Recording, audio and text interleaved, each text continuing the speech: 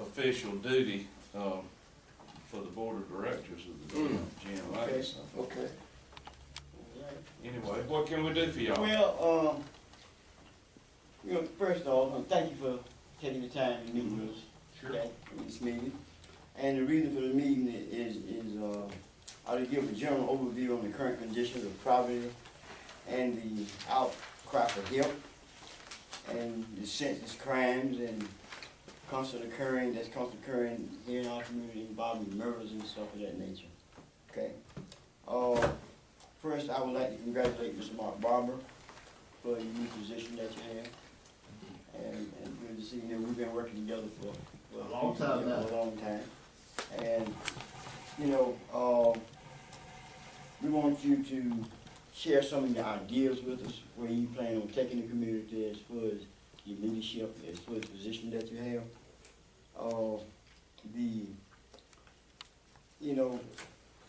Wonder if you'd be willing to entertain a notion of reconstructing the city programs, including a new language that would include the entire community when it comes to vendors and doing business within the city limits on general governmental projects, okay?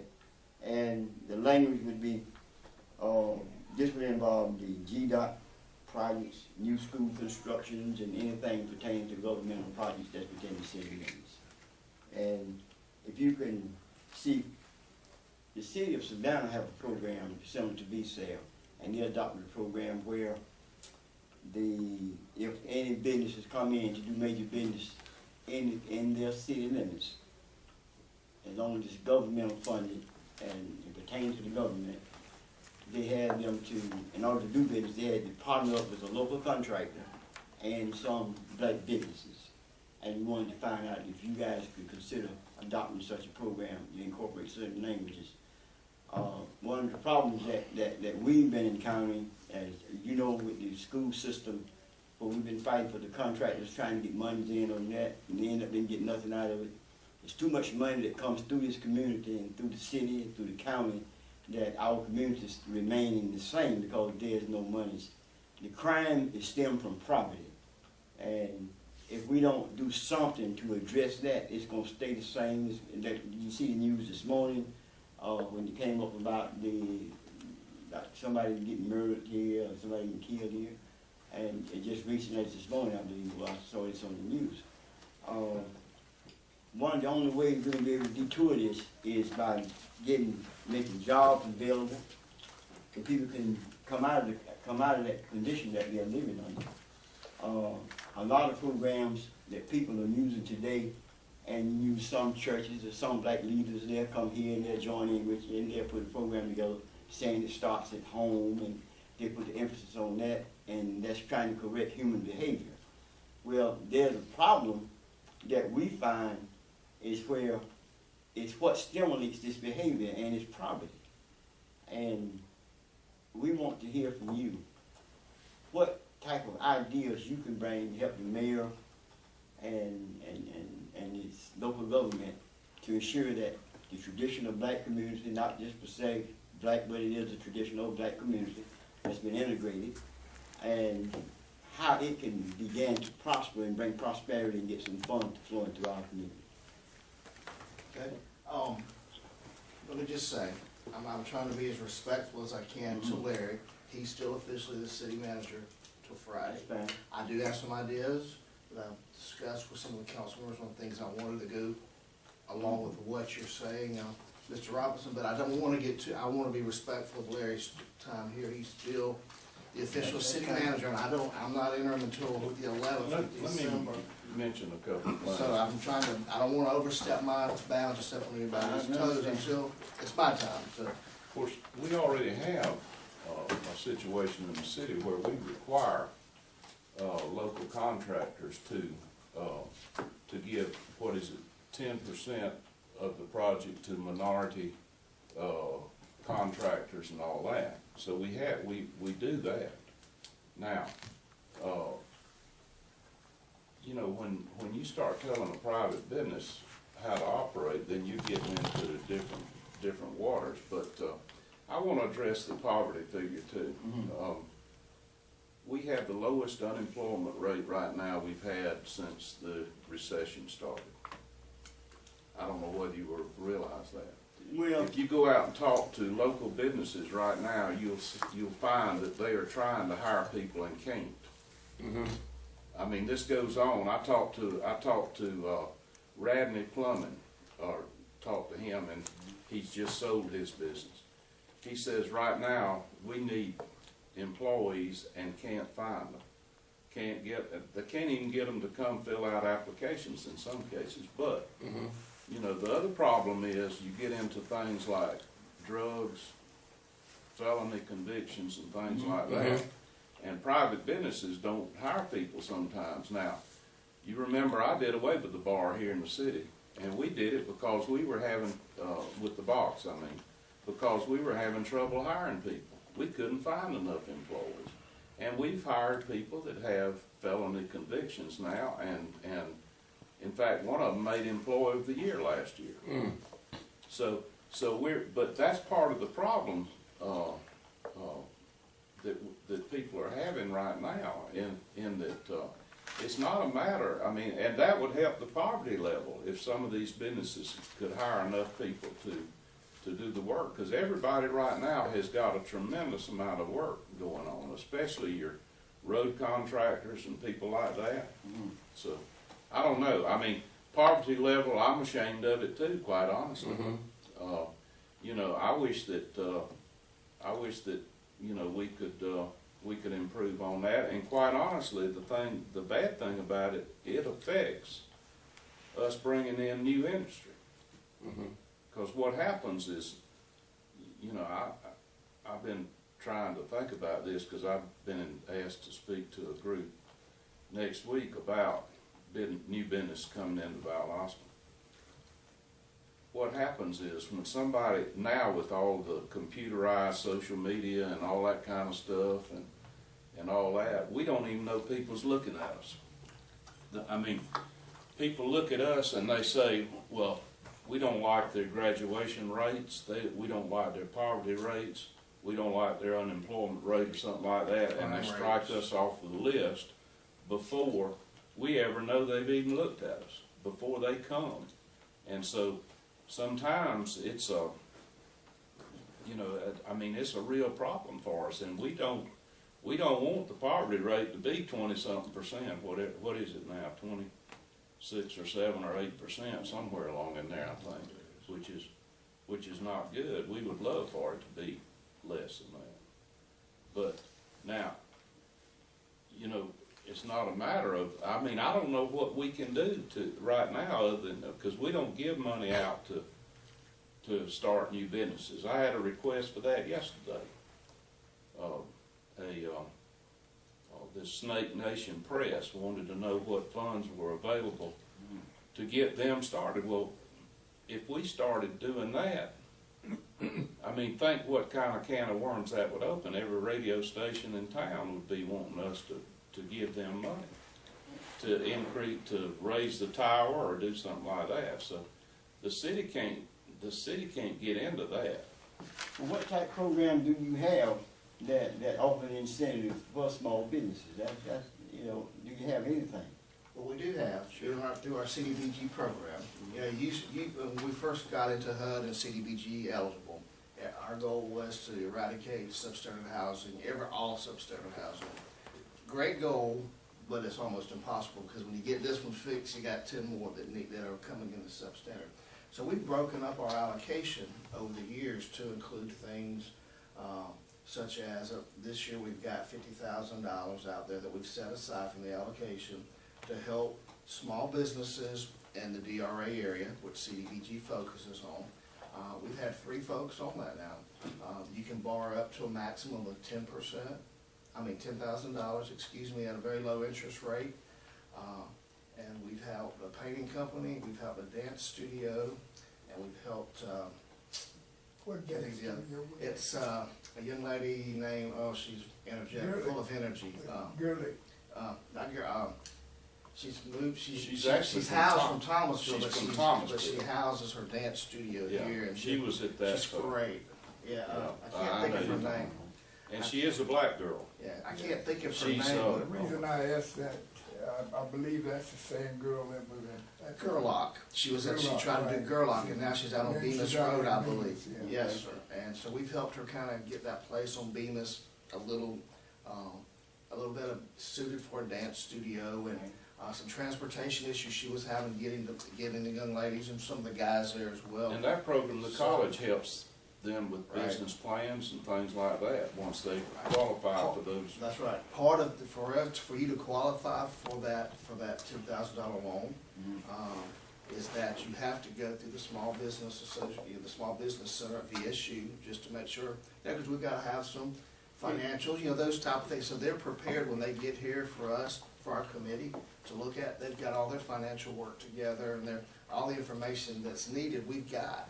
So we don't have to go back usually and ask for things, but it can be up to $10,000. I think she's the only one that's actually went to the limit. The other ones were, so they didn't need quite as much as that. Okay. We purchased like for example, she needed a new dance floor. Well, we procure all that, we bid all that out, so we're meeting all our procurement processes that we Okay. need to, for CDBG eligible. And then we actually pay the vendor directly. We don't give we didn't just give her a $10,000 check. We paid for that process all the way through. Okay. And it's a small payment back for a 5-year period. If you get 5 people come through there and you qualify 5 people, that exhausted $50,000. Well, and that's why we started slow. We did 50. Okay. We wanted to see how it went, what type of participation. I will have to say, we've had 2 or 3 that, even once they went through the process, they did not have a clear means to pay a loan back, so they did not get a loan. I will tell you that as well, honestly. So we wanted to start slow, because we realized most folks weren't, like I said, she's the only one that's asked for the full 10, and the other ones really didn't need that much. So it's slow, as with VSEB, it's slow. Right. But I thought that was a good deal to kind of get folks out there in a small business to get them started. And they can use it for capital, they can use it for payroll. Part of hers as well, half of hers was to pay 1 year's lease. We've prepaid her lease for her. So she don't have to worry about those expenses. Now, she can just worry on getting her students and then building revenue for her business, so.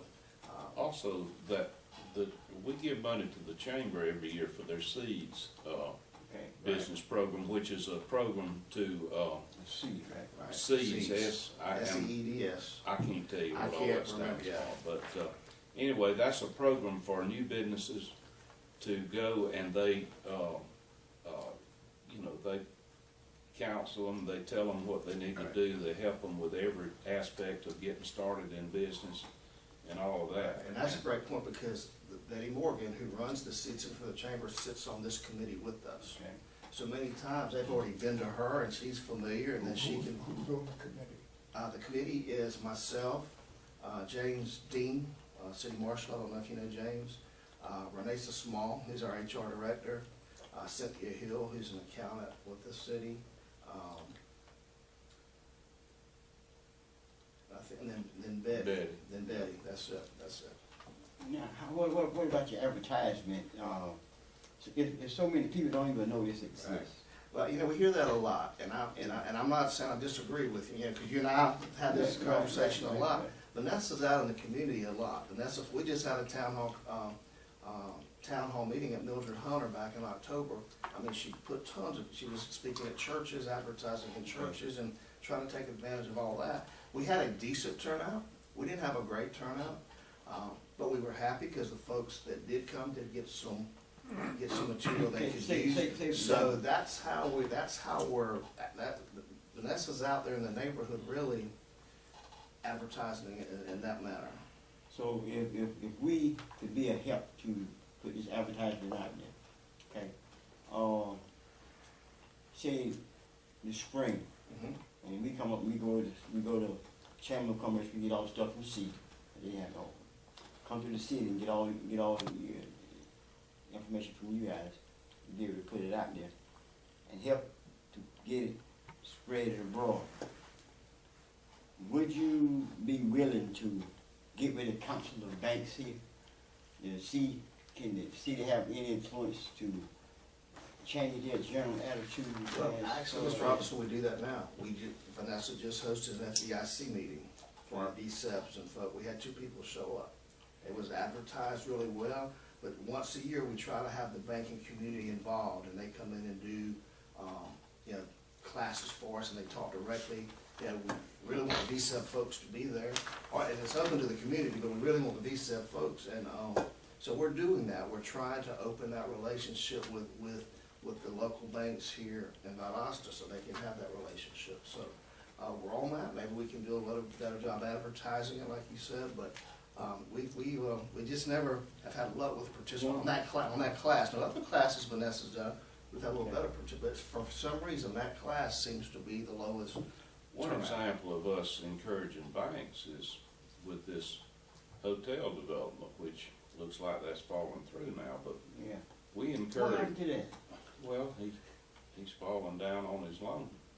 And we didn't have any skin in that game, but we encouraged the bank to loan John McDonald that money. Because minority developer, he was gonna use minority A contractors. VSEP, but already. VSEP, yeah, and all of that, so we encourage that very much. And the bank really kinda loaned him the money on the fact that, that we were hoping it would make it, which it doesn't look like it's going to, but it's still not dead yet, I don't know. Okay. Now, that property over there is being sold on the courthouse steps today, Oh, it is. so they foreclosed on that. Okay.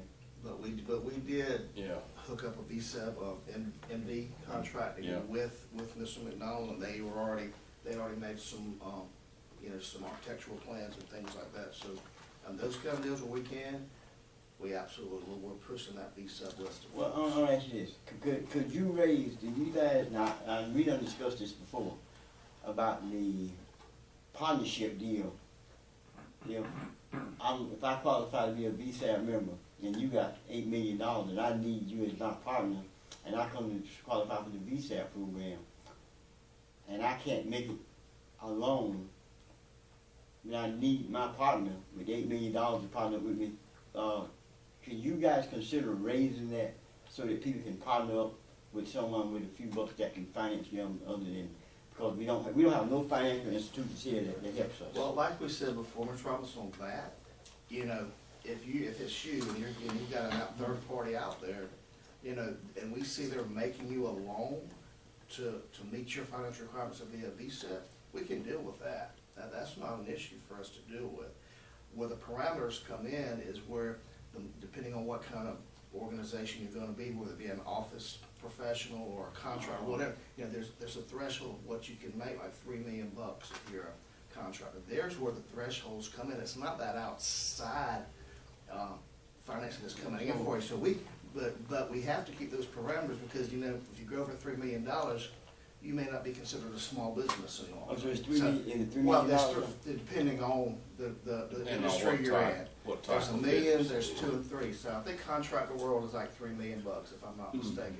I'm not saying that there's not times we need to go back and review that and maybe adjust, but the reason those are in there because, the standard was at that time when we set up VSEP, you know, you exceeded $3 million for, let's say, the construction industry, you really weren't considered a small business any longer, and we want to help small business upstarts get going. So what you do with a third party, as far as financing or loan that you need to do for a project, that doesn't affect whether you can be a VSEP or not. It doesn't affect those earnings. It's just basically on your earnings and what you show us that you've earned for your business once you get started. Yeah, but we ran across it with Terry Kelly and his partner. Right. And again, but the problem with Mr. Kelly was, he was trying, you know, he had a multi-million-dollar business and he was trying to be a VSEP himself, and he can't be. Now, whatever he wanted to be third party to help somebody out and loan money, that's totally separate, but he couldn't qualify to be a VSEP because he's not a small business. It's not a small bit. That was the problem, but he can loan you money, to help you out, and you can still be a VSEP. That doesn't affect that. It's still when, you know, our goal was to graduate folks in 8 years in the VSEP program. We set it up for 8 years. That seemed to be the standard. and we were hoping by that time you would be ready to graduate and you'd be making $4 million. You know what I'm saying? Right, I And understand. graduate you out of the small business, then we'd rotate others in. So Mr. Kelly just couldn't qualify for a visa, to be a visa because of his Well, earnings. he didn't have the funds, but Yeah. his partner did. Well, when he showed his financial statement, he was multi-million, his companies that he showed on his financial statements much exceeded our thresholds that you can be making and consider yourself a Okay, small. so it's $3 million, at that time it was 750,000 or something like that. Well, again, $3 million I'm using for in the construction industry. It's different for like if you just have a office, I think it's like a professional office, it may be $1 million you can make. So it's different depending on what profession that you're in. There's different earning thresholds for that. All right. Just simply being because, there's a difference in the construction world if you're just running an office, for example. So that's why it's broken, it's 3 tiers. But yeah, you can do anything with a third party and be a visa, qualify to be a visa if it's based on your earnings of that organization that you're starting. So,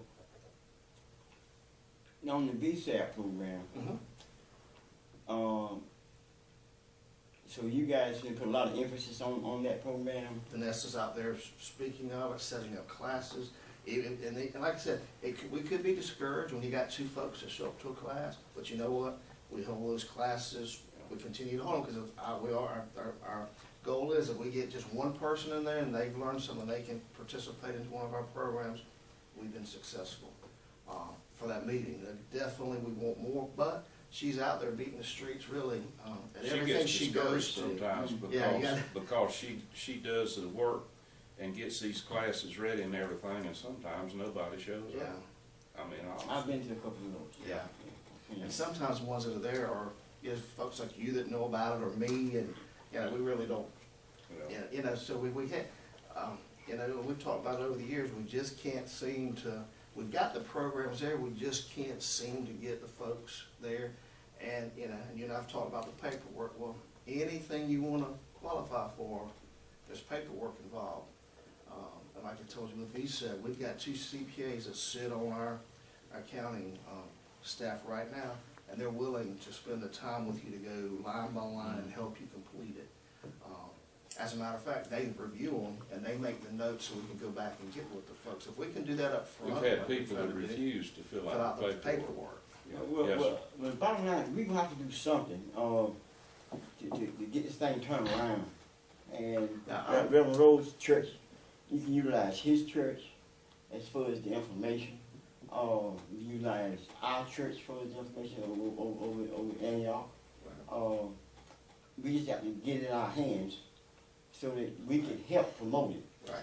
Okay? And here's what I like to do, and here's what Vanessa and I've talked about, because be honest with you, when we first started VSAP, there was some misinformation that was communicated, because not everybody understood that, the total program, and I understand that. But for the ones that are gonna be, distributing material, I would like to have like just a little learning lesson with Vanessa to make sure that we're all consistent and we're putting the same message out there, because, we ran into a little bit of some differences on when we had some help distributing when we first started VSAP. So if we're all on the same page and telling folks the same thing, then it makes it much easier when they come up there to start the application process. They've got the same information that Vanessa's given them. I think that'll be a big help, because we need all the help we can get in distributing. Now, we're still over about, we're pushing like $5 million now that VSAPs have gotten over the years. So it's not like it's not it's not there, it's just, we're not getting new members, but the folks who joined up, and honestly what I've done, I've kind of turned my head to the graduation period, the 8 year. We've got some on there that are exceeding 8 years, and I've let them stay. Yeah. Just because I want to keep this thing going and growing. So we're not even making anybody, to be honest with you, at this point, we're not even making folks, you're supposed to do the paperwork every year, so I can know if you're going over $3 million. We kind of turned our heads on that a little bit too, just to kind of keep folks in the program. So it's not a dead program by any means, but we would like more participation. But like I said, we're to a participation rate of about $5 million. Well, one of the major problems is people are broke out there, okay? And they're having some hard times. and then not having no financial institutions in the city at all. I'm like none. I mean, zap. And that's a bad thing for business. When you got to have an overhead and you don't have no resources that you can reach out to. And I think one of the benefits of the program I just spoke of with the $50,000 loan, sometimes when somebody goes to a financial institution and they're rejected, and then they come to us, and the committee approves the loan, they can sometimes go back and use that to help them a little bit to have a little leverage with that financial institution, and we've had one client has done that.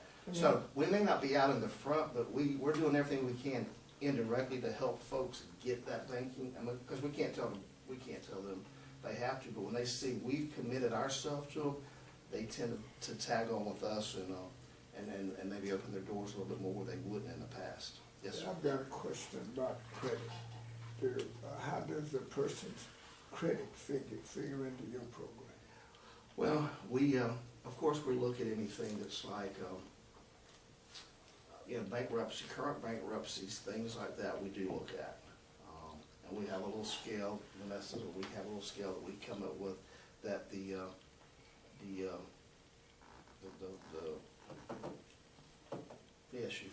small business, they development center. they come with a little matrix, and like I said, they're working with them all the way. So if somebody gives them, they got a bankruptcy, and the small business center sees that. I'm not talking about bankruptcy. Listen, let me tell you what I saw with my own eyes. I was at a bank, and the woman that whoever this businessman was had everything filled out, but his credit report wasn't in there. And he just, the president of the bank walked over and just said, well, that's okay. But just a second, if that had been me, they'd asked me about my mama, my grandmama, everything. Well, Social Security, I know that's not your problem, but what I'm trying to find out about this program is whether or not there is if somebody's had credit problems, and most black folks have had credit problems, a lot of them ain't even their fault, but they've had credit problems. And I want to know whether or not you all consider. Well, I was trying to get there for you, Mr. Okay, Rose. thank you. I can't, what the bank does, I Right. can't control that, but I what we do, understand what that. we're all about, this committee's about giving folks second chances. So yeah, there may be some we see a bankruptcy, or we see, some other derogatory credit comments. This is about giving folks a second chance. That's what this $50,000 is for. So we're much more lenient than that. We even have some folks that may not have, that we've had, and depending on the business, let's say a daycare we've got. We've got a daycare down here on South Patterson. When she came to us, she didn't have the appropriate liability insurance. Well, that had nothing to do with her credit, but we can't give her a loan when she's got 36 children in a place and she has no insurance. So we helped her find reasonable insurance and just get the minimum she needed. And so once she did that, we were able to help her. So this committee and this $50,000 allocation I'm talking about is exactly what it's for folks to give them a second chance. May I? Yes, sir. First of all, I would like to thank you, Mayor, for allowing the camera to be on. I go to a lot of cities, and some cities will not even, I don't know why they don't want to open government, so I commend you for that. And I'm going to be brief. I also commend the people that are concerned enough to come today. I wish we had more people in the community to come and address you on the issue that Mr. Robinson, when he asked to do this, he asked me about it, and I said, yeah, I'll be there. And of course, he wanted me to record, and I said, well, I'm with the mayor, go along with it, but I appreciate you. I'm not embarrassed at all. I can tell you last time. I just want you to get my good The only thing I side. worry about is how bright the top of my head is. I've always heard, it's an old saying saying, never trouble until trouble you. And Reverend Robinson, he see a need in the community to come and do what we've been doing for a long time. And you all may not see the picture as he does, or I do, or some blacks do, but historically, the black community feels hopeless. And so when Vanessa, I have all respect for Vanessa at certain levels, but sometimes it's not the person that is out there to reach the community is not necessarily favorable in the community in terms of getting and arousing the people to come to whatever meeting there may be. You may find that another person may be more suited to get the people in the community. No negative reflection on Vanessa. She's well educated, but sometimes she may be perfect in that position. But when it comes out to actually pulling the people in the community, you may want to consider having her to work along with someone to get the people to the community. I'm just throwing that out there. And as I say, no negative reflection on her. Now, who would that, I have no idea, Yeah. but maybe we could together come up with someone. That's my point. I don't know. But I do know that there's some things going on with the School Board of Education and getting funds in the black community that she may not be the best person to have the right, whatever you may want to call it in the community based upon some things that happen in school. I'm just throwing no reflection on her or nothing, but I'm just trying to make a point. If you And I think you're right. I mean, I've Okay. heard that before Okay, about, yeah. because she's a school board member. Well, and I I don't- school, so I'm with you. I Okay, understand what you're and I saying. got about two more. And also, when a black person walk downtown and come down Valdosta, we see a different story. And I know because I got some white people on my side. I got one down in Fort Lauderdale. I was watching him on Facebook this morning, a few minutes before I came in here. That's what I was listening to. And he has problems with what is going on here. So it's not just black people. We also have white people that see a problem as well. And so when Robinson brings up these issues, it's not just that he's bringing up the same thing he brought up, but we just see little change. You see, and in the black community, we're looking for change, and we just don't see that change. You have a person that comes from Atlanta, they come down here, and they say, well, Valdosta 50 years behind. Well, you may not see that, but the black community sees that, and I know for a fact that white people sees it too, but it's only a certain segment of white people that's able to see that. And I'm coming to a close now, but also, when it comes down to what you've done with the girl out there on Bemis, I would love one day when you have time, and the other thing that you're doing even with the CDBG grants, I wish that we, the two of us, three of us, whoever, can get together, and let's walk with the camera rolling and show the community what you're doing. And I know the Valdosta Times is a major newspaper, but what I'm saying, walk with the voice of the people, and let us know what you're doing. Because if you do these things, and if nobody knows about it, then the perception in the minds of people is that you're not doing anything.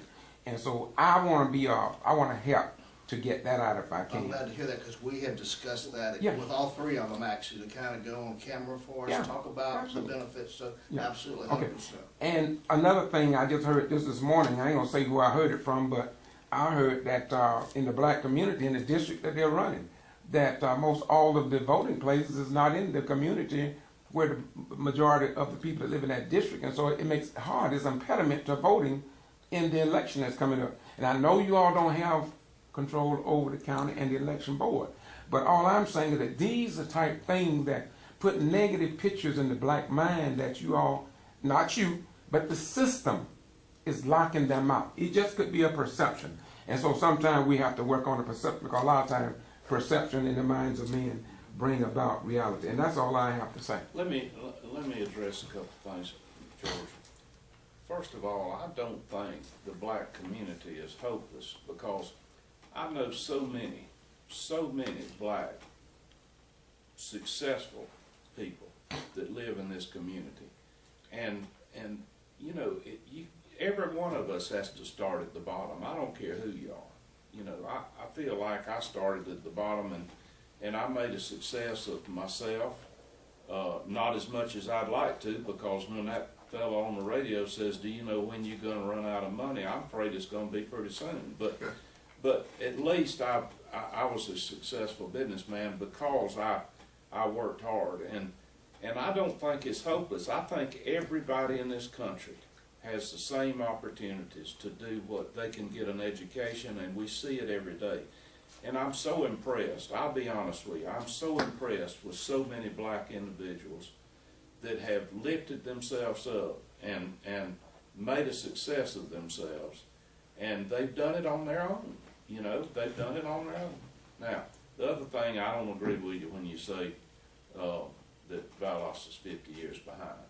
Okay, Atlanta is a major metropolitan area where all corporate headquarters are located there. We can't attract those kind of businesses because of where we are, and we're more than 60 miles from the Atlanta airport, which people tells us all the time is the reason they locate in Atlanta. But there's so many more opportunities in Atlanta, and I wish we had those opportunities here. But I don't think we're 50 years behind now. Number one, your first issue, my response to your first issue is that history will support me. That nobody has worked harder than the black man, woman, and their children under conditions that they work. From can't see morning, can't see for nothing. So nobody's worked harder than we've worked. So we are working people. Now there's a possibility that we've gotten tired of working for nothing. You see. And that may be why they don't want to work today. Now, and that's just my point to that. Now, please let me. I didn't interrupt you, so let me get through. That was one. That's one thing. Black man will work, but he's tired of working for nothing, and he's tired of having to beg for equal rights. I served as military. There's a movie out, and I wish you all could see it. Put your pen, Mr. Barber, if you don't mind.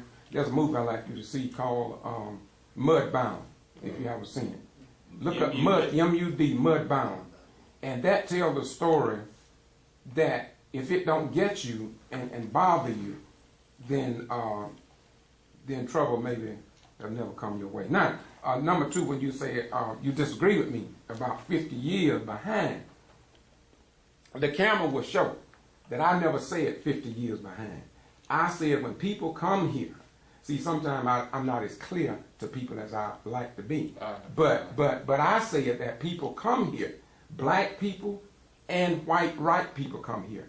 And when they look at how people are referred to, they'll say Valdosta and South Georgia in general, but mostly Valdosta, be a metro city, is 50 years behind. That's not my saying. This is something that's well flavored throughout the community. And so that's all I want to say, Brother Mayor. The other thing is, and I hear it not only from blacks but whites too, you hear people say, well, I'm not going to go up there to that meeting because there ain't no use. Mm-hmm. You know, decision's already been made. Right. That's the wrong attitude. That's the wrong attitude. And I hear it all the time, you know, or I'm not going to go vote, it ain't going to do any good. Yeah. You know, those kind of things are, you know, I mean, I could think of a lot of people that just don't want to participate or don't want to learn or don't want to get involved because they just feel like it doesn't do them any good. Well, you never know till you step into the water. There you go. But Bill, now, I understand what you're saying, and I don't want to talk too much. I'm getting like my daughter. She got like me one, I don't know. But I hear you talking, but I have brought some things up, and you know I have. And I had a list of more things to bring up to the council, and I got tired. I told you all about the flea in a bottle or in a cup, and he keeps jumping up and down, butting his head at the top and can't get out. And pretty soon he gives up, and we think he's dead, but he just having sex so they can make some little fleas so they can jump up and have a higher jump. So I have brought up about over here in Martin Luther King. I got another video about to come up, and if you all fix it, I won't even put it up. You all fixed the hole over there and did an excellent job. You fixed the flag that I brought up. I was out to the mall about those signs. You fixed those. So going to council meeting, you do get things done, but some things you bring, like we got signs in Martin Luther King. I brought them up over 4 years ago, and they still blocked by shrubbery. And to me, it's kind of embarrassment for taxpayer dollars to be paying for that sign and nobody can see it. And I brought these things up, and so I understand why some people say I come to council and nothing happens, but I also can say that I've come to council and I got a lot of things done. Well, George, here, when was it, a year ago, we started addressing every concern that's brought before us up there. Mm-hmm. And you'll find out, we either address it that night, we get with that person before they leave and find out, you know, have the proper department head get with them and everything. And we have taken care of so many things of that nature. Okay. Now, I don't know whether you brought anything up like that we've had to address. If you got an open ditch or something like that, you know, I mean, all these kind of things. I had a fella call me a while back and say he was hotter than he could be because over there on Los Ann Drive or somewhere there was an open ditch and it hadn't been taken care of and all this. I went over there myself and looked at that ditch, and I called Richard Hardy and I said, you know, find out what's going on here, because they had mosquitoes and they were afraid that the ditch was grown up and they were going to flood the house. And come to find out, we had actually mowed that ditch in July. Fella didn't know it, hadn't recognized it. And we were actually fixing to do it again the day the storm hit. And we weren't able to get out there that day, so it was a couple of weeks later when we did it. But we answer, I mean, I go, when I have a complaint, if somebody comes to me with a complaint, I go before I answer anything, I go and look at that. And then I get with Mark and them, and y'all say, and tell me what we can do or what we can't do. And sometimes there's not any, sometimes it's a personal problem that we can't do anything about. Short form, Mark, just ride through Martin Luther King, and as you drive, think of a driver, think of the person that park, look at the signs in the park, the ones you can see, say, that's great. But the ones you can't see, say, that's what Ryan is talking about, let's fix it. And that's it. I've had mine a brother, a present, mayor and manager, even though when you was having the tax meetings, you know I was prevalent in that area because I was concerned beyond the measure of just myself. But my concerns are, I heard you talk about the policy of providing contractual to minorities. Is this policy mirroring what the county has in place, where they designate a certain amount of the construction, 10%, to a particular group of people or persons? But when you say that, I want to be clear in this statement, not discriminating against anyone, but the policy I would want to address is Afro-American, the black community. And perhaps you'll say, well, you know, that's being discriminatory. Being that we are in such a predicament in our level playing field, and as you say, pulling themselves up by their bootstraps, it seems to me we don't have the access to the people who are able to help us to generate those exposures. Okay, Hispanics, they come in and they have people who are already working for whites or in that community who can enable them to make that step or that jump. I would like the policy to refer to not just minorities, but a particular group of persons, a targeted group of people. See, when you are down below on the bottom totem pole, then you cannot compete with the one who already has an en route. And Hispanics, basically, when they come here, they have an en route. They have someone that's working for a white, who's well known, profound. But I'm concerned that in our contractual statements and our services that the city have, are these being presented in such a manner in the procurement section, sir, that would enable the black community, empower. See, what I'm concerned about, we're not empowering blacks to be able to make the step up. And I'm not knocking you about that, but I'm saying, can we? What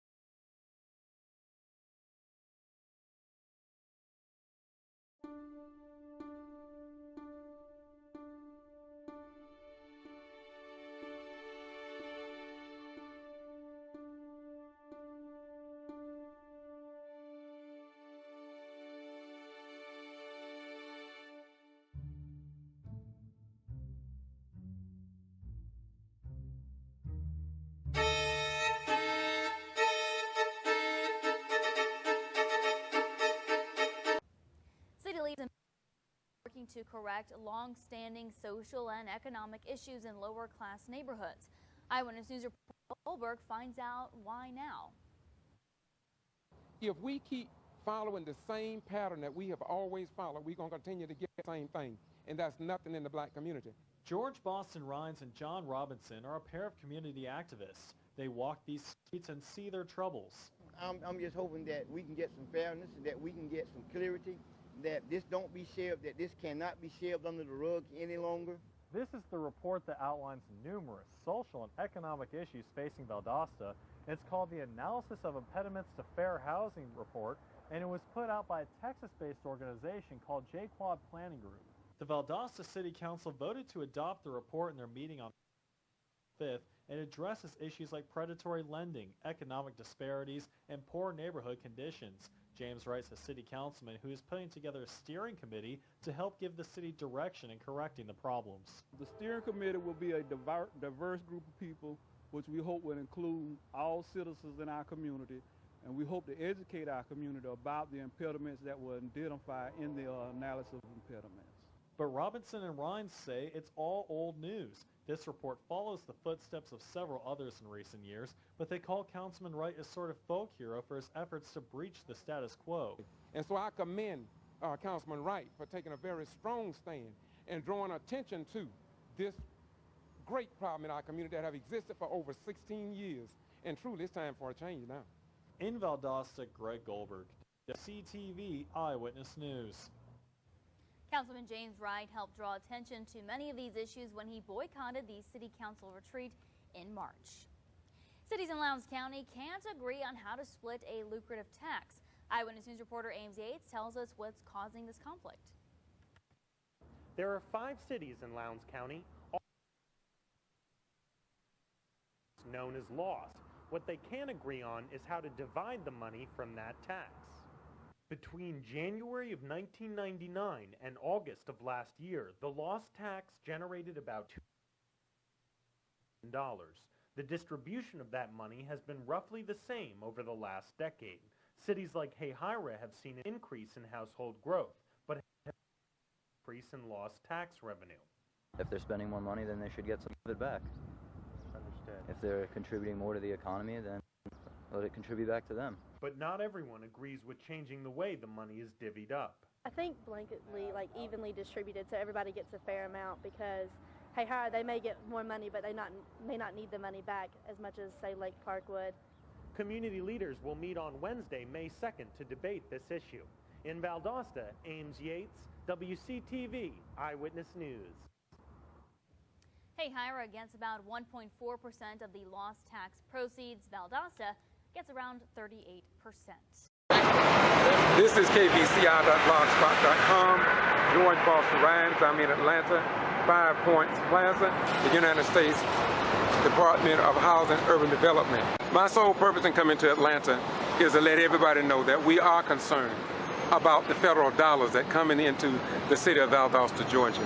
As poor, disadvantaged communities, we believe that if the federal government have set up programs to try to keep our sons and daughters out of jails and prisons, then we believe that it's the right thing for us to do, to stand up on the side of what is right. We are sick and tired of every black African Americans. It is time now for the civil rights movement to end. It's time now for it to end. We don't need another civil rights movement.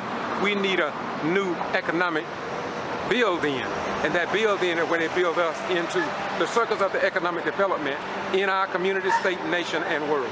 The old days is long gone. We no longer need a dream. We need to dream out from the dream of Dr. King a new reality wherein all men and women can benefit and get their fair share of the economic pie here in the state of Georgia and around the United States. We in Valdosta were amazed when Councilman James Wright refused to attend a local session wherein the city elected officials had their retreat.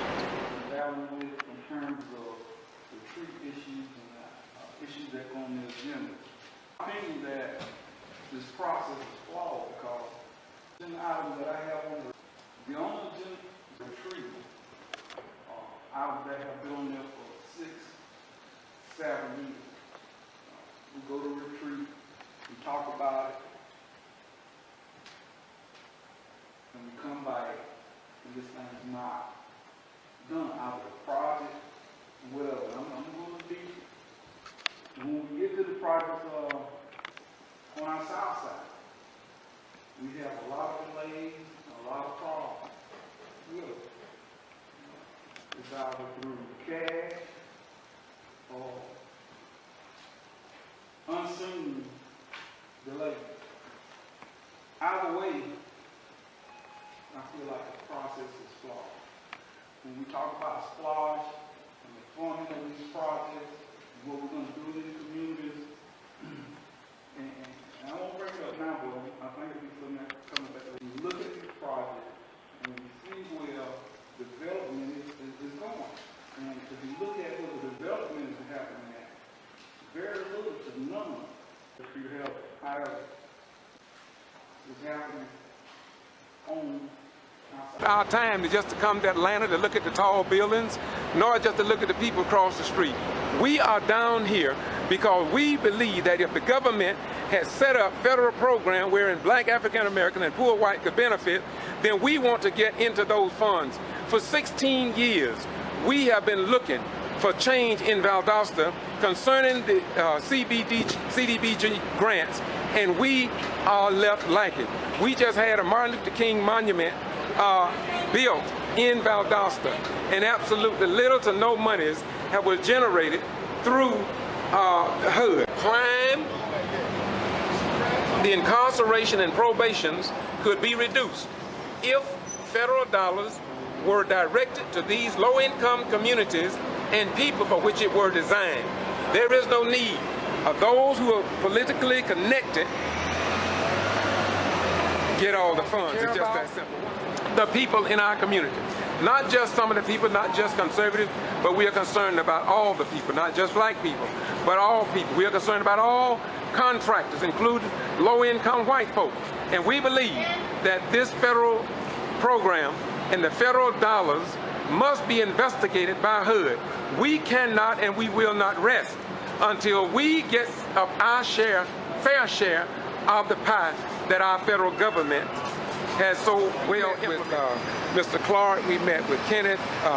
We also met with other people here in this particular building, here in downtown Atlanta. We came on behalf of the citizens in Valdosta and Lowndes County, Georgia, in terms of getting federal contracts as well as disbursement of funds that comes through the federal government in Valdosta. We met on Monday with several case workers. We also met today with Ms. Stella Taylor, and we went to the regional office to talk with the head administrator. We find it very, very interesting. Are going to jails and prisons, breaking into convenience stores because they don't have the money. And absolutely little to no monies have been generated through HUD. In addition, I want to close this out. The city, armed with this information, we need to get out and share this information with our community partners. It's actually some very fascinating statistics and gives us a lot of insight. But with that, I'll let we move this thing forward and approve and accept the presentation. Second. Motion and a second. Okay, now discussion. First of all, I'd like to say thank you, Mayor, for making copies of this available to everybody. And I won't go through everything that we discussed through tonight, but I think we all agree that there was a lot of information that needs to be cover, and you need to cover a lot of information before we could say that we approve this grant. We have a lot of people in the community now that are interested in what is in this grant. I think most of y'all can agree for over the last, well, pretty much since I've been on council, it's almost been like a little bit Hollywood. You know, everybody just participates in this. We finally have a lot of people who are interested and want to participate in this and be aware of what's participating in it. And I would like to have people pretty much like we have here, be a part of the committee and let's go through this and look at what we have. And let's not rush to a time we did with our G.B.R. and pass it and then have a lot of mistakes made and we have to come back and try to correct it after the fact. So I would like to ask us to postpone actually adopting the plan for a specific period of time so that we back and accept it. And all I'm asking is we're supposed to give us a little time to review it and we can come back at a later date and accept the plan. I don't know if there's any big hurdle where you maybe help me out in terms of what date this has to be done and we can review it, and I would love to have you work with us, and I got a lot of people, like I said, that want to participate and work with us on it, and we can work with the city and try to get the best possible plan that we can. And I think this would be one of the best ways possible to involve as many citizens we can and input. I believe this could be one of the best ways possible to make our city in this area by following this kind of plan and actually having people who are willing and wanting to participate now. In the past, we had people who kind of like a daisy about participating now, but we actually have people who want to participate, who want to know what's going on with this, and want to be a part of it. And I think we should allow that to happen, and that's what I'm asking council now this afternoon. Just allow us a little time to allow these citizens to be a part of it. Let's look at it because we just got it today. Programs, then it's time for HUD to step up in not only Valdosta, but in many rural towns and cities across Georgia and put some teeth in the program or cancel the dang program so we will not be looking for something that we will never get. The same thing I believe it should be done with DOT and the paving of roads. Black, African American, low-income white folk should be able to get some of these funds, and not just those people who have benefited for the last 100 years. Until next time, this is your little brother, Brother George Boston Rhymes, on YouTube, Boston G.B.R, doing what we do because we truly, truly love somebody outside of ourselves.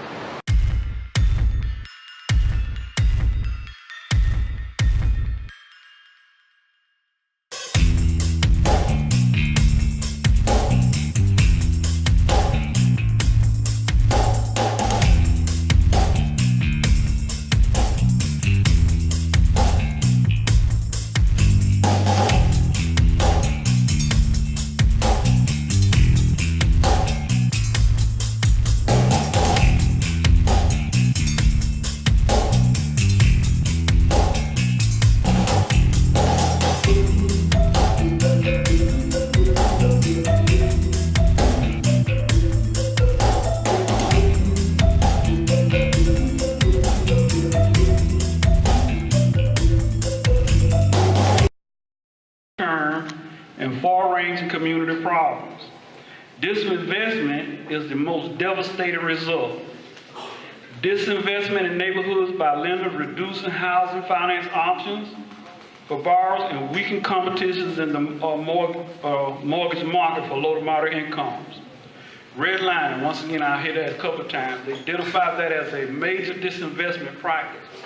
Predatory lending. When the standard lenders move out of our communities, the regular lending, when you go home and get a home loan and do things like this, then the predatory lenders come in. You see things in our communities like payday loans, check cashing outlets, rent-to-own stores, and title loans. These are predatory lenders that come in and prey on our communities and these lower income families because they do not have the access and they're being denied access to typical lending opportunities. On a typical rent-on contract, a consumer may pay much as $2,200 for a $500 TV over 2 years. And this is typical in our communities. The catch-22 to this is that there is no reasonable alternative because, once again, through the redlining and the bankers not refusing, so we are caught in a catch-22 whereby we can't get it from the typical lenders at the lower interest rate. We're left with the predatory lenders who charges $2,200 for a $500 TV, and then we wonder why we keep having poverty grow in our area. We wonder why we keep having crime increase in our community. This is why. The impediments are telling you the reasons why we have this. And until we as a community collectively, I'm not talking about me by myself, collectively, until we come together, start reaching out to others and educating others about this process, we're going to continue to see this get worse in our cities. IAHI has government explained how government actions impacts our communities through our consolidated plan, which is a part of the AI process, the annual action plan, through our CAPA, the Valdosta Housing Authority, they have a 5-year plan. All these address these are designed to address these impediments and to help overcome those impediments. But, and I'm going to go through this list, IAR reports that local governments impact our fair housing through public policy. The Valdosta Housing Authority Board, Zoning Board of Appeals, Greater Lowndes County Planning Commission, Construction Board of Appeals, Housing Board of Adjustment, Historic Preservation Commission, the CDBG Advisory Committee, the Metropolitan Organization, MPO, the Industrial Authority, which we have represented. IAI said the local government affects our communities through building code, zoning ordinance. And I know one gentleman in particular through our land development regulation. They were complaining about how these ordinances and how these things were putting people out of business and how our communities could grow because these ordinances and these laws that our local government implement pretty much put people out of business. The local initiatives. Our government action relative to developments and incentives to stimulate development. How many of y'all are familiar with having enterprise zones and opportunity zones in our community? And what this is, I want to share with you, once again, something I asked council to adopt, but it encourages development in these areas where we're talking about. If you are in an enterprise zone and you start a business and you hire, I think it's 3 or 5 employees, you're exempt from federal taxes for, I forget, a year or so. But if you got those employees, you don't have to pay federal taxes. This is an abatement that the city and the state and federal government have designed to encourage investment in these lower income communities. But once again, because we don't know, we would typically go outside of our community to start businesses and look for other areas where we have these opportunities. One of these impediments alone, we might just say is not a big issue, but we have identified impediments in finance, real estate, education, and our communities, fair lending, banking lending. All of these coupled together is having a devastating effect on our communities. And we keep seeing crime increase, murders, and all these other things. And until we start this step and start addressing some of these impediments, we're going to continue to see these same problems increase. They're going to keep increasing because nobody's addressing this. I've talked about the impediments, and I would encourage you to go online and look at the old AI as well as the new one. I'm encouraging you to continue to be a part of this process, because I think what we have did here, we have started a process whereby if we as a community come together collectively, we formulate a plan. This is what I'm asking for now, people to be a part of this committee. We formulate a plan to introduce the city and say we would like to see this as a part of our consolidated plan, our annual action plan. We get almost $500,000 every year through an annual action plan that is supposed to address these impediments. But because we lack community input and people feel retaliation, prejudice, and other things, they don't come up and take part in this process. Now, I know a lot of y'all done sent y'all emails saying, come out and be a part of the consolidated plan meeting, the citizens' participation. What HUD is asking for is you to come out and say, these are the things we need in our community. They have to document that and send that in. And that's what we are obligated to do if we come out and say these are the things that we need. But because we fail as a community to come together and address those things and say, this is what we would like to see in our communities, and educate ourselves and get involved and involve younger people, our communities continue to suffer, and they will continue to suffer. The responsibility is on us.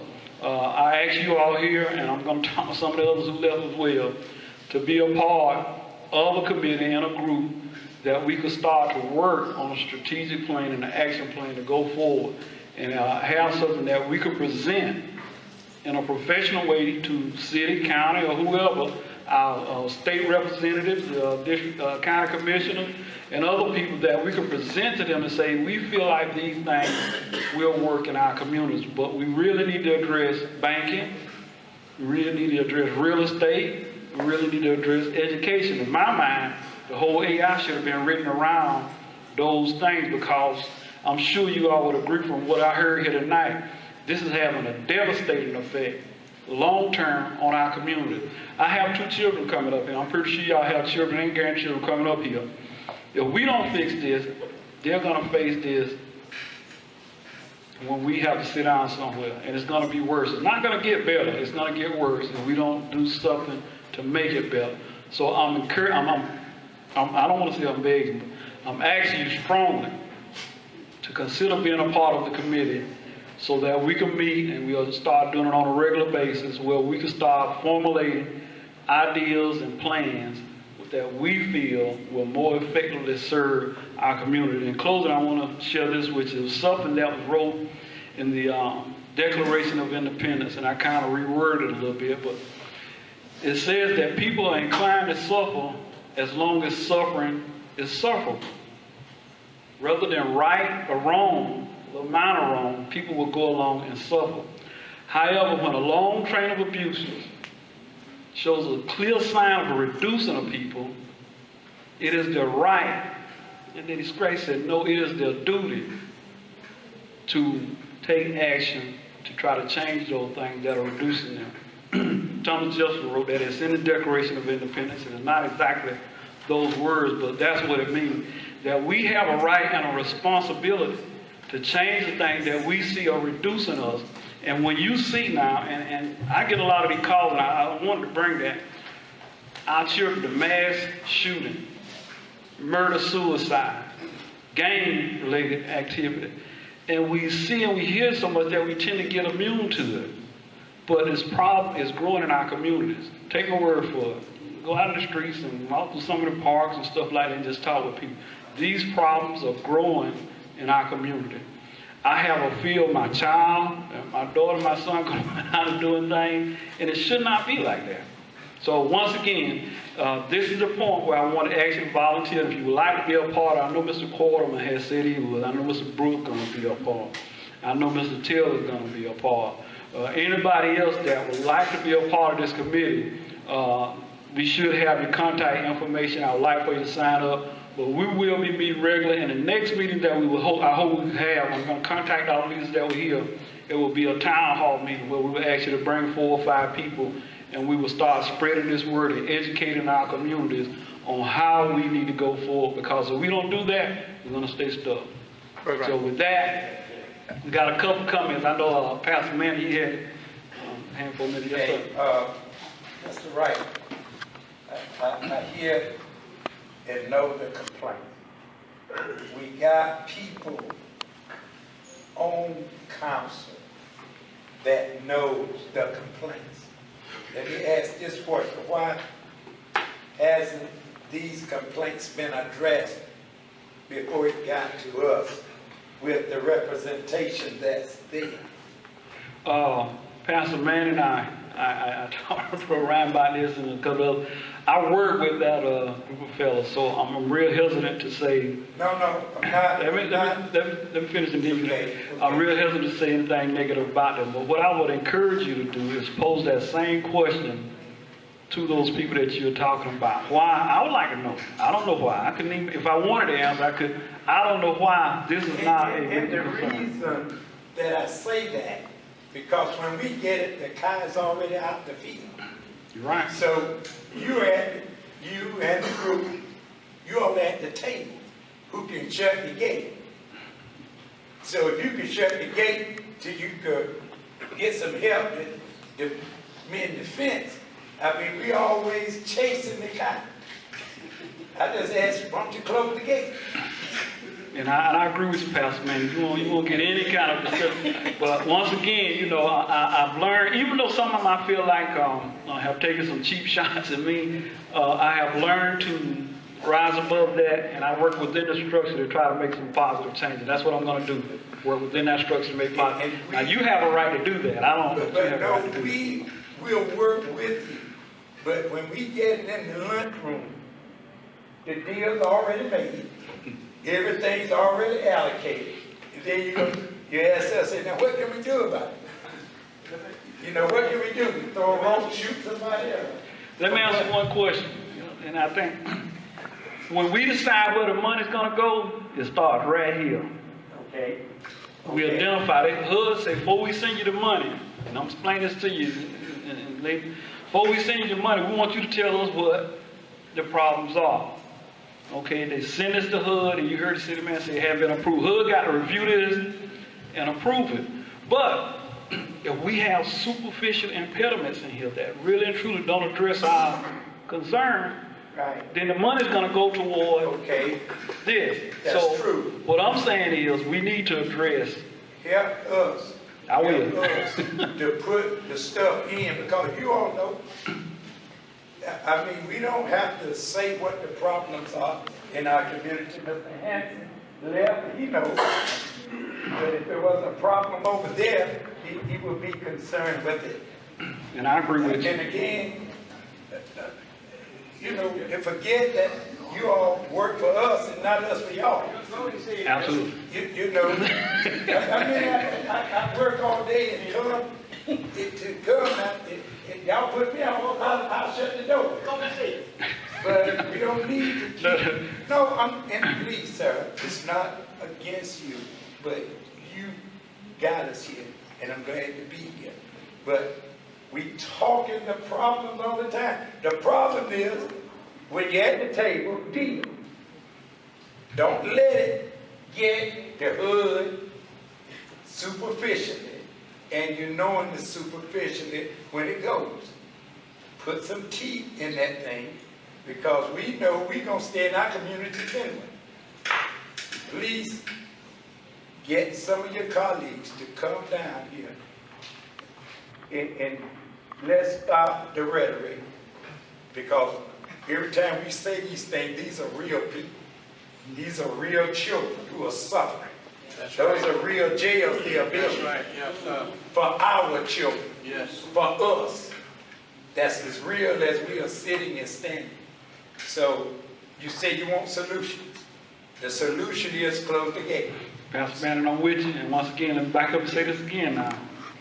Okay. I mean, I'm willing to work with you. And I want you, everybody listen, because this is what we need to understand. HUD comes to us and say, okay, what is it y'all want done in y'all neighborhood? What should we be spending these millions and millions of dollars on? Typically, there's nobody at these meetings. You understand now? There's nobody at these meetings. I sent out emails to 50 to 100 people saying, come. But I don't think they understand or really understood the impact that this could have on our communities. 30 minutes to 1 hour. You know, you sit down and you put this stuff in this document. When it goes up, the money has to be used for what is in this document. But if we don't come together as collectively, and that's why I'm asking y'all to come together, I'm going to say it straight.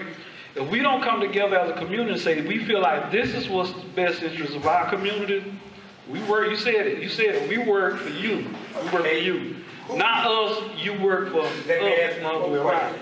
If we are not there to put it in, Who put it in? Well, once again, you don't have to. You know. No, that's a good question. City employees put it in. Thank you, Ms. Osborne. Ms. Osborne said that, not me. If you look at the last 10 plans, they vary very little one from another. You might have 10 people that come to a meeting, which is held after the decisions are made. The listing is already made, and you know, the time to start talking about our next AI is now, because this one's already gone to HUD. No, it hadn't been approved. It hadn't been approved. It hadn't been approved, but there's nothing to keep them from approving unless they got 40 zillion letters from people saying, King's X, I was not at the meeting. To which the city will say, we held meetings, they didn't come. Which is what happened with transportation. We don't have that. Which is what happened with several other things. Nobody comes to the meetings. Nobody goes to the county commission. Nobody goes to the city council. And then later we'll say, they didn't do what we wanted. Listen, and I agree with you, but let me say this here. And I want to put this out as public information. I did not vote in favor of this. I said we need to wait and let's go through it and review it. For whatever reason, council, in their wisdom, voted to approve it, and it was sent up to HUD. But the federal government, in their wisdom, always puts in a system of redress. And once again, you all are the bosses. If we say this is what we want done and they didn't include this, they're going to have to listen to what we want. Yes, sir. So what's the time frame then to do this? We'll have to get back with you on that. I don't know the exact time frame, but we definitely will follow up. Mr. Rhines went to Atlanta. Did you learn the time thing? What was it? Within 30, 60, or 90 from the time it happened? But we, like we said, we don't want to give out wrong information. I'm with James. Let's wait on that. There is an appeal process, but at this point, we're looking at appeals, not stopping this thing. Absolutely, and that's why This one's out the gate. when you hear me talk about superficial impediments and stuff like this here, it has to be reviewed by HUD, and HUD has to approve it. But HUD has not reviewed it, nor have they approved it. There have been AIs that have been rejected and sent back to get redone because of people coming together and saying we didn't feel like it's addressed our concern. James, like she said, when I went to HUD and Brother Robertson went to HUD as well, one thing we all can do is not send complaints in. Once you understand what's going on, then you can file a complaint. And they're very simple, according to Miss Taylor up in the HUD, up in 40 Marietta Street in Atlanta. And they were very receptive to us. But my question when I first raised my hand was a question to you, James. What does HUD mean? Housing and Urban Development. And what does AI mean? Annual Analysis of Impediments to Fair Housing. And how often is these AIs done? And what is the time factor for the city to answer those, to give an answer to HUD? And once again, that was a question that I raised during the council meeting. Number one, if we postpone this, will it jeopardize our funding? The answer to me was no. Can we postpone? Well, if we want to, we can, but we don't see a reason to do it. And my concern is just what we're talking about here tonight. Not enough people in our communities are aware of the AI and know how this affects our community. I said, give us a chance to reach out to some people and talk to them. Addressed in this AI now, and I want to. This AI states that invitations were sent to select people, community groups, and organizations. Did any of y'all get an invitation to participate in this AI, the formulation of this AI? John, did y'all get an invitation? No, well, the city invited certain people. I don't know who they were. Once again, you have to ask them who they were. But this is my point, people, that we are not involved in the process, and we need to get involved in the process. Yes, sir. Why don't they put it in the newspaper so everybody knows? Well, I would hope they would advertise through the newspaper, radio, and word of mouth. Now, they probably do the newspaper, but the problem with the newspaper is that we really don't read the newspaper. Number one, the people who are affected by it, the vast majority don't read the newspaper. And then number two, as she said, it's stuck in the back page and a little bit of printing. If you're not paying attention, you won't see it. All of this is done by design. Yes, sir, Pastor. If you send us the information on where you can email, complain, or whatever, we'll get that information to you. And they should be able to send out a list of who they, because all that's public record. So it should be, we should have a list of website. Well, in the last AI, during the citizen participation part, they listed individually who came. During this one, it says a select group of community leaders, organizations, and other people will send invitations. You right. That's what we should ask. We were the select group. Well, you need to ask that question. This is Dr. Robinson. I'd like to say something, if I could, on this right to have. Excuse me. If now I come in order, you set me up if I want to say the wrong thing. That's in 2010, he made an approach to the city, directly to the city official, Mr. Larry Hanson. And he did sit down, and they were supposed to have addressed some of the issues of the past impediments. And he never did say anything. And it took a lot of courage for him to sit down and propose the entire to the city and render a complaint, and they made him promises that they did not fulfill. So now he doesn't take about the issues to the light for you guys on you guys' behalf. This is your time to take your city and move these people out of the constructive power that they have that's been keeping you stagnant. He relied upon them to be faithful to truth to them by them being the Conrads and the constituencies or whatever you want to call it. But they failed to do so, and that was in 2010. So then, but now it's going to come out this time. So he's asking you to come forward and formulate something and become a think tank to take back your city so that you can remove some of the power, so that some of the impediments, the problems, the obstacles that we are facing is real. And we know we ain't got no money in our neighborhood and on our streets. So the opportunity is before you right now to come together and formulate, because you got the mind, you got the power, you got the body to keep with you, and you got the concept already in your mind. All you have to do now is to utilize what God gave y'all and come together and formulate something that you can find some solutions. We can argue the issues over the problem, but we got to find a resolve in, and we can find a resolve. It don't have to be a hard-out fight, but it's got to be frustrated, and y'all have the power to do the straightening. But he took it upon himself in 2010. I'm sorry to let this out today. In 2010, he sat down before Larry Hanson. And Larry Hanson promised them they were going to do this, they were going to do that. If you want to see it, it's on YouTube, where he refused to go to retreat, when he come back and said that he didn't go along with the vote. It's all right there. It's all the way out. You can see the whole thing. I agree with it. And I believe now is he did the right thing by coming forward and asking for y'all help. And I believe y'all has got the mind. I know y'all got the mind to do it. And I know you got the power and the capabilities. So do your thing. Short, very short. I'm very short. That's on Boston G.B.R. Just like you saying, my brother, you want to know what's going on? All about this going back for over 3 years. You will see what has been going on behind the scene that very few people know about. That's Boston G.B.R. on YouTube. Thank you very much. Let me say this here in closing, man. I won't belabor because I know it's getting late. We enjoyed the meal. Yes. Did an outstanding job. But it's very important for us now to not let this be the last step.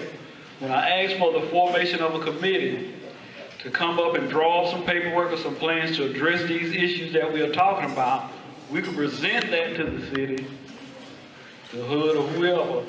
These are our community leaders. The people you saw here tonight were our true community leaders. Who the invitations and other stuff went, I don't know. I'm not going to even speculate about that. But the people who work, live, and be in our community, you see them sitting here in these rooms this afternoon. And I consciously did that for the very reason that when we do send something up, we can say this is from these communities, and these are the people that represent these communities, and this is what we would like to see. So, in closing, once again, I ain't going to ask for it because we got a lot of people gone. I think I got it. Did you put your email address down, Pastor? I need to get an email address.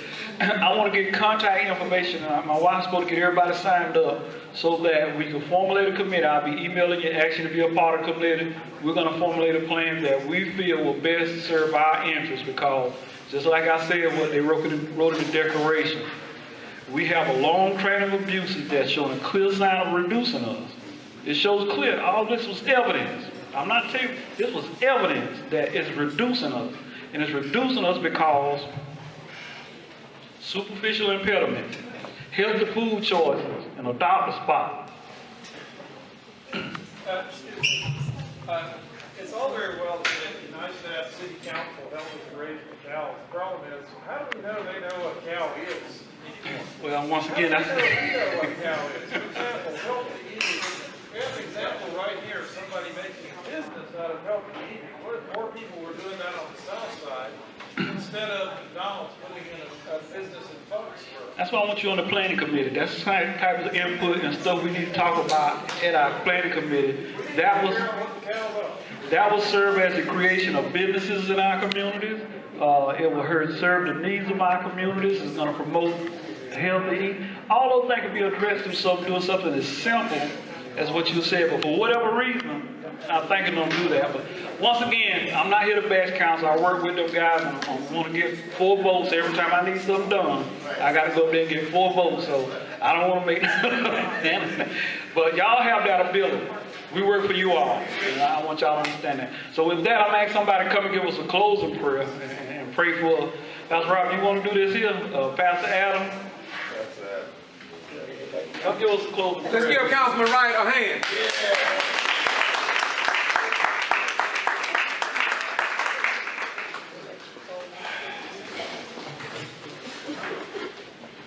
Let us pray. Eternal everlasting God, our Father, Lord God, we call upon your rich and holy name. Thank you, Father, that you have provided this time and the foresight of Mr. Wright and Councilman Wright and the leaders that have come out to be able to share in the truth that happens within this local city. Father, we just ask that you touch each one that was here on this day, that they will know, believe, and understand, Father, that you sit high, you look low, you're everywhere at once, and that we do not worry why the evil prosper, but knowing, Father, you are yet in control, and that if we come together on one accord in Christ Jesus, truly all things are possible through Christ who strengthens us. Father, we just ask that you allow each one to go out into their areas and their communities around their neighborhoods and share this word of truth, that we might be able, as individual citizens, to come together to be able to make a difference for the majority and not just a few. Father, we thank you for the wisdom, the knowledge, but most of all the understanding that comes from on high, that we can do your work and your will as we bond together in Christ Jesus, praising your rich and holy name, but doing that which you have given us to do, knowing that you could help us and do it without us, but Father, because you have given us this opportunity, let us use this time and this effort to move forward the agenda that you desire and not just a few. Father, we just praise you for being God all by yourself, for you are worthy to be praised. Allow us to grow stronger in spirit and in truth as we uplift the mighty name of Jesus in word and in deed, knowing you're the way, the truth, and the life. No one comes to the Father but by you. Father, we thank you, we praise you, we glorify you for being God all by yourself, for you are worthy to be praised. Bless each one within the sound of my voice, that they will do your work and your will from this day forward, knowing, Father, we desire to please you only. As we go away from this place, but never from your presence, may the grace of God, the sweet communion of the Holy Spirit rest ruling about wherever we go. All God's people said, amen. Amen. This is KBCI.blogspot.com, YouTube Boston G.B.R. doing what we do because that's what we do and because we truly, truly love you. Bye-bye, we're done.